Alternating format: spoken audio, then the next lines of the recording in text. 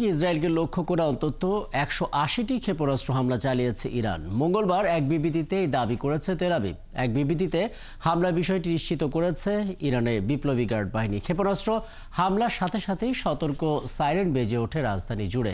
নিরাপদ আশ্রয়ের সন্ধানে ছুটতে থাকে মানুষ। এই হামলার বিষয়ে আগে থেকেই সতর্ক করেছিল যুক্তরাষ্ট্র। আরও জানাচ্ছেন মাহফুজুর রহমান। নানা জল্পনার পর অবশেষে ইসরায়েলের মাটিতে আবারও ক্ষেপণাস্ত্র হামলা চালিয়েছে ইরান। ইসরায়েলের সেনাবাহিনী এক বিবৃতিতে বলছে, মঙ্গলবার রাতে হঠাৎই ইরান থেকে ইসরায়েলে ক্ষেপণাস্ত্র ছোড়া হয়েছে। এ সময় গোটা ইসরায়েল জুড়ে সাইরেন বেজে ওঠে। নিরাপদ আশ্রয়ের সন্ধানে ছুটেছে আতঙ্কিত মানুষ। রাষ্ট্রীয় টিভি সম্প্রচার চলার সময় সাংবাদিকরাও মাটিতে শুয়ে পড়েন। ইরান ইসরায়েলে ব্যালিস্টিক ক্ষেপণাস্ত্র ছুটতে পারে এমন সতর্ক যুক্তরাষ্ট্র আগে থেকেই করেছিল, তাই বাড়তি সতর্কতা আগে থেকেই নিয়েছে তেল আবিব।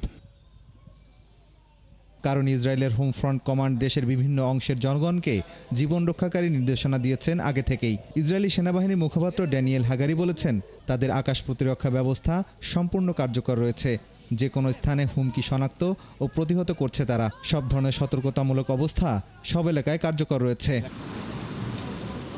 দেশের জনগণকে পরবর্তী নির্দেশ না দেওয়া পর্যন্ত নিরাপদ এলাকায় অবস্থানের আহ্বান জানিয়েছে ইসরায়েল সেনারা। তারা বলছে, যেসব বিস্ফোরণের শব্দ শোনা যাচ্ছে সেগুলো ক্ষেপণাস্ত্র ভূপাতিত বা পতনের। জর্ডান জানিয়েছে সাময়িকভাবে বিমান চলাচল স্থগিত করেছে তারা। ইসরায়েল আর্মি রেডিও জানিয়েছে বেন গুয়েন বিমানবন্দরের কার্যক্রমও স্থগিত রয়েছে।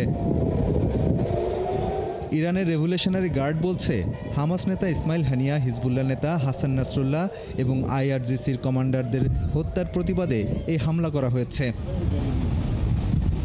আর মার্কিন প্রেসিডেন্ট জো বাইডেন বলেছেন, ইরানি ক্ষেপণাস্ত্র হামলা থেকে ইসরায়েলকে রক্ষায় সহায়তা করতে এবং ওই অঞ্চলে মোতায়েন মার্কিন সেনাদের সুরক্ষিত রাখতে যুক্তরাষ্ট্র প্রস্তুত।